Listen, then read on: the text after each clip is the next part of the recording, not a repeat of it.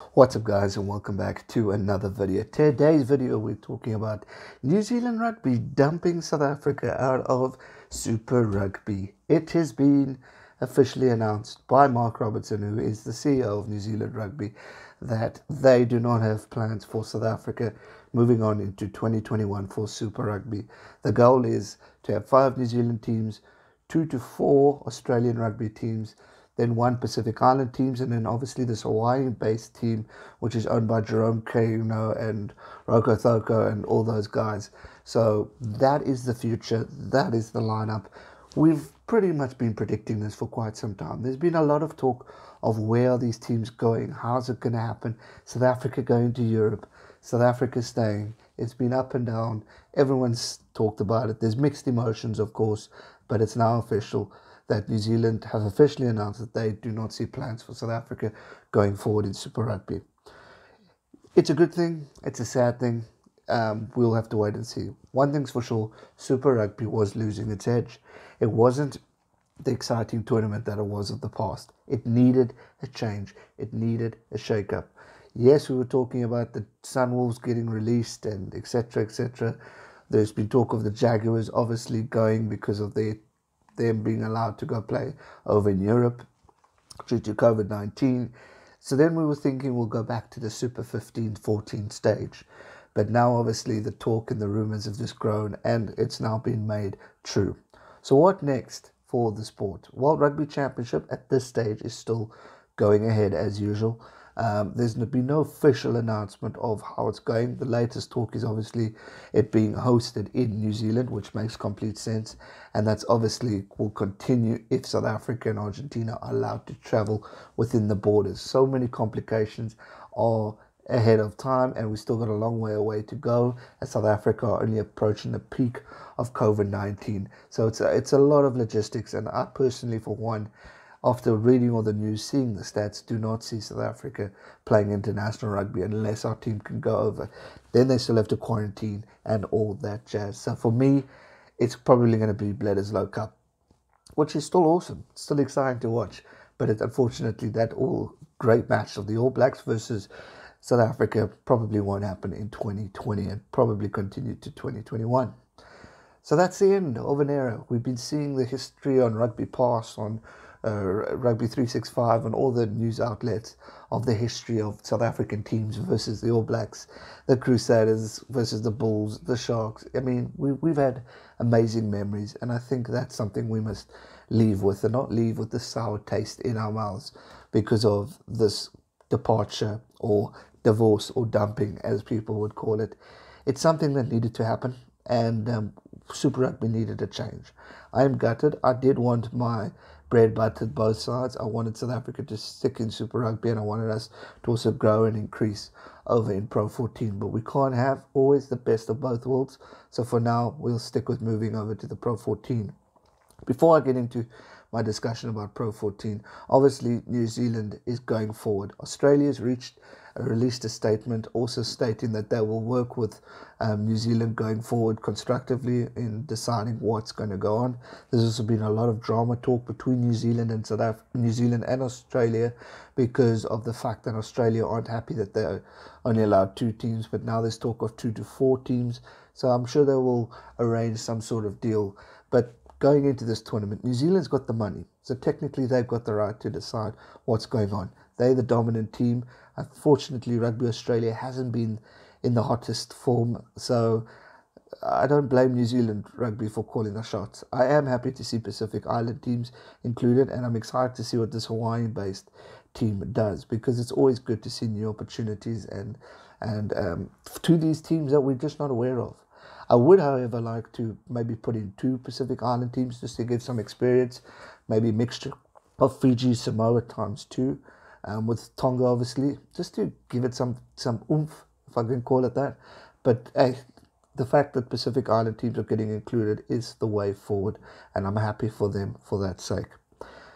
But obviously, I'm gutted that the relationship of Super Rugby, as I've grown up as a kid watching Super Rugby, I'm sad to see that go away, but I'm excited for the new opportunities for our teams. So what's next for South Africa? Well, South Africa probably definitely moving to the Pro 14.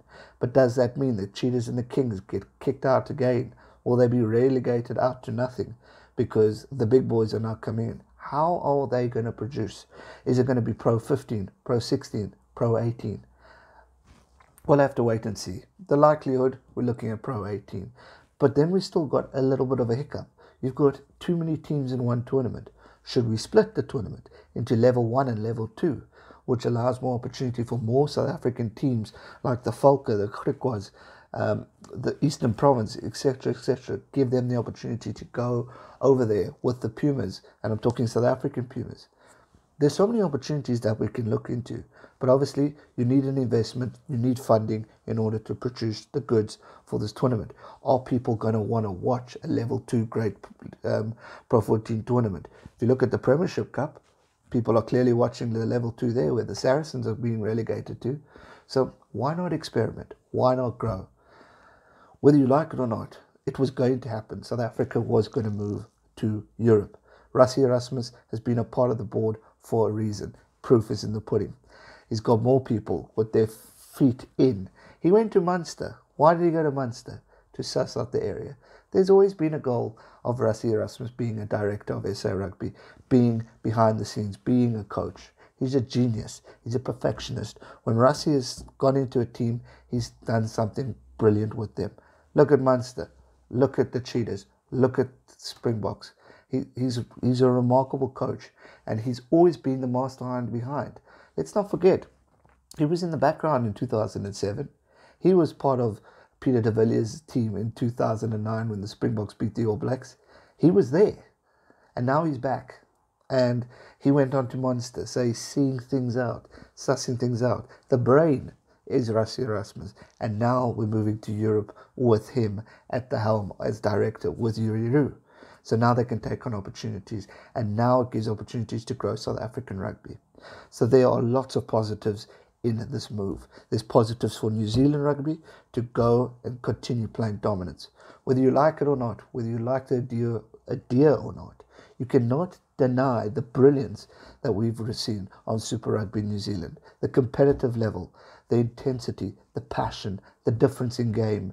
It's like they've never stopped playing rugby. It has been remarkable what we've witnessed down over in New Zealand. And that's why they can afford to do this tournament. They can produce a phenomenal league or new tournament with Australia and the Pacific teams to create something special because they have it in them.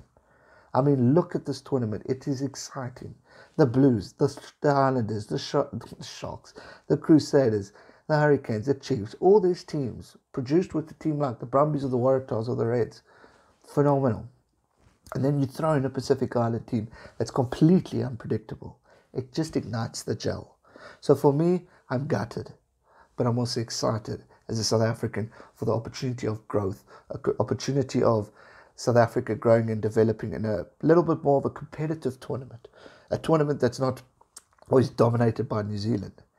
I'd still stick by the fact that if you want to be the best, you've got to beat the best. And for me, the Crusaders are still the best. So I'm going to miss that rivalry. We get smashed, yes, but we do still learn from those victories. And we've seen all those losses. And we've seen teams beat the Crusaders from learning from those previous mistakes. Or the margin of a loss gets a little bit less, which is still an improvement. So I'm going to miss that rivalry. I'm going to miss the history that we've had together. But I'm excited for the future. And the future looks bright for South African fans, for South African rugby. And if we can move that forward and take it on with a positive attitude, we can achieve greatness. There's going to be a lot of anger. There's going to be a lot of disappointment. But face it, there's nothing we can do about it. New Zealand have called the shots. Sansa, obviously, Marinos needs to decide what he's going to do because he keeps talking, oh no, we're all good friends and we're all going to stick around. Why keep them forced? If New Zealand don't want to be a part of South Africa in Super Rugby, let's separate. Because if you force it, it's not going to be a fun tournament. It's going to be shitty because the fans know that these two teams don't want to currently play together. So why force it? And fans are just not going to attend. They will attend the new money, and it's a phenomenal opportunity for development and money creation in South Africa overseas, because that's exactly what we need right now, finances within the sport. I could mumble on this topic for hours, but let's leave it there and let me know your thoughts on this topic, because it's an important one. It's an interesting news, and I can't believe it's actually happened. But I'm happy it's happened, and that's one thing I think we can, sadly, I say this, thank COVID-19, because it's given World Rugby, SANZAR, all the nations an opportunity to regroup and rethink on how to change the sport. If COVID-19 didn't happen, this wouldn't have happened. Yes, we've heard the rumours, yes, we've heard the talk, but COVID-19 has forced this opportunity upon these teams, and I really believe it's going to benefit both New Zealand and Australia, and it's going to benefit South Africa going over to Europe. As mentioned, for now, Rugby Championship stays. We'll see what happens in the future. Let me know your thoughts in the comment section down below. Very curious to hear your opinion on this topic. I've thoroughly enjoyed analyzing this video, and I hope you enjoyed this one. Hit that thumbs up button, subscribe if you're new, and I'll see you real soon for another one. Stay safe and never give up. Cheers.